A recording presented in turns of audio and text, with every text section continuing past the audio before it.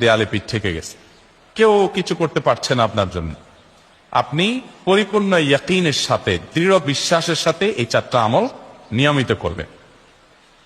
এবং আমি বহু মানুষকে পার্সোনালি এটার পরামর্শ দিয়েছি, ওনারা আমল করেছেন, আমল করে উপকৃত হয়েছেন। এরকম বহু মানুষ আছেন, বৃদ্ধ মানুষ, বাবা ক্যান্সারে আক্রান্ত হয়েছেন অনেক দেরিতে, আল্লাহ তাআলা অলৌকিকভাবে সাহায্য করেছেন। হ্যাঁ, কখনো যদি আল্লাহ তাআলা এই আমলগুলো করার পরও আমার বিপদ দূর না করেন, তাহলে হয় আমার আমলের মধ্যে কোনো ত্রুটি ছিল, অথবা আমার এই বিপদ দূর না হওয়ার মধ্যে আমার জন্য কোনো কল্যাণ নিহিত ছিল।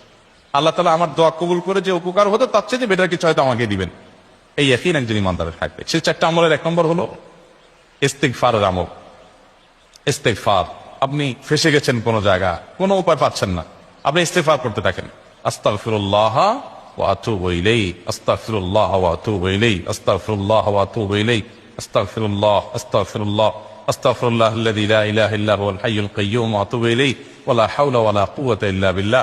বিশেষ করে যখন কোনো সমস্যা হবে তখন ইস্তিগফার চলতে থাকবে মুখে অনবরত, ধীরে ধীরে মহব্বতের সাথে নিজেকে, নিজের পাপ অপরাধগুলোর কথা স্মরণ করে আল্লাহর কাছে মাফ চাইতে থাকবে, পেরেশানি দূর হবে ইনশাআল্লাহ। 1 নাম্বার 2, দুরুদ, নবী করিম সাল্লাল্লাহু আলাইহি সাল্লামের প্রতি দুরুদ পাঠ করা। এটা যদি আপনি নিয়মিত করতে থাকেন মহব্বতের সাথে, আল্লাহুম্মা সাল্লি আলা মুহাম্মদ ওয়া আলা আলি মুহাম্মদ কামা সাল্লাইতা আলা ইব্রাহিম ওয়া আলা আলি ইব্রাহিম ইন্নাকা হামিদুম মাজিদ, আল্লাহুম্মা বারিক আলা মুহাম্মদ ওয়া আলা আলি মুহাম্মদ কামা বারাকতা আলা ইব্রাহিম ওয়া আলা আলি ইব্রাহিম ইন্নাকা হামিদুম মাজিদ।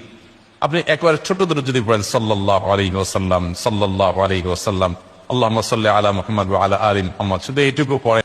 দুরূদের ক্ষেত্রে নবী করিম সাল্লাল্লাহু আলাইহি ওয়াসাল্লাম বলেছেন যে এইটা তোমার জন্য যথেষ্ট হয়ে যাবে। তুমি যদি আল্লাহর কাছে আর কোনো দোয়া করতে না পারো, শুধু দুরূদটা পড়ো, তোমার সব পেয়ে যাবে।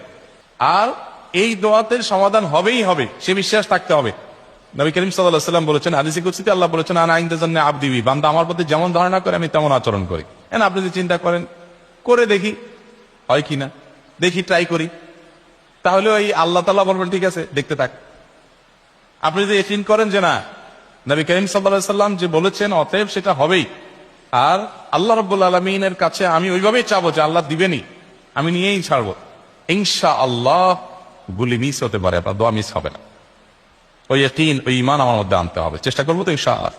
তাহলে 2টা আমল হলো ইস্তিগফার আর দুরূদ।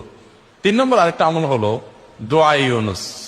দোয়া ইউনুস, লা ইলাহা ইল্লা আনতা সুবহানাক ইন্নী কুনতু মিনাজ জালিমিন। বেশি বেশি পড়তে থাকবেন, যখন বিপদে পড়বেন ইস্তিগফার আর দুরূদ পড়বেন সবচেয়ে বেশি, আর মাঝে মধ্যে দোয়া ইউনুস, লা ইলাহা ইল্লা আনতা সুবহানাকা ইন্নী কুনতু মিনাজ জালিমিন।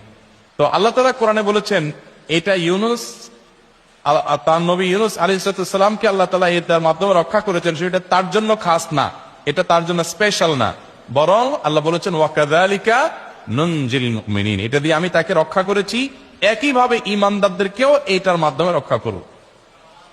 এটা বড় অস্ত্র পেয়ে গেলাম, দোয়া ইউনুস বেশি বেশি পড়বো ইনশাআল্লাহ। 4 নম্বর আমল হলো ইয়া যাল জালালি ওয়াল ইকরাম, এটা বেশি বেশি করে পাঠ করবেন। নবী করিম সাল্লাল্লাহু আলাইহি ওয়াসাল্লাম বলেছেন, আলিযু বিয়া যাল জালালি ওয়াল ইকরাম, ইয়া যাল জালালি ওয়াল ইকরাম, এইটাকে তোমরা আঁকড়ে ধরবে। ইয়া যাল জালালি ওয়াল ইকরামের মানে কি? এটা আল্লাহকে ডাকা, আর কিছু না। এবং হাদিসে বর্ণিত দোয়া, এটা মাসনুন দোয়া।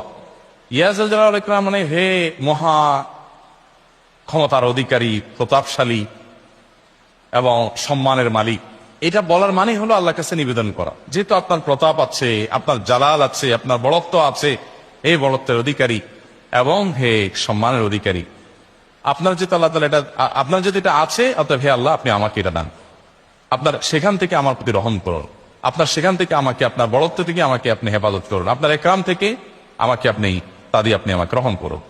তো সেই দোয়া আল্লাহ তাআলার কাছে নিবেদন করতে পারি, ইয়া যাল জালালি ওয়াল ইকরাম।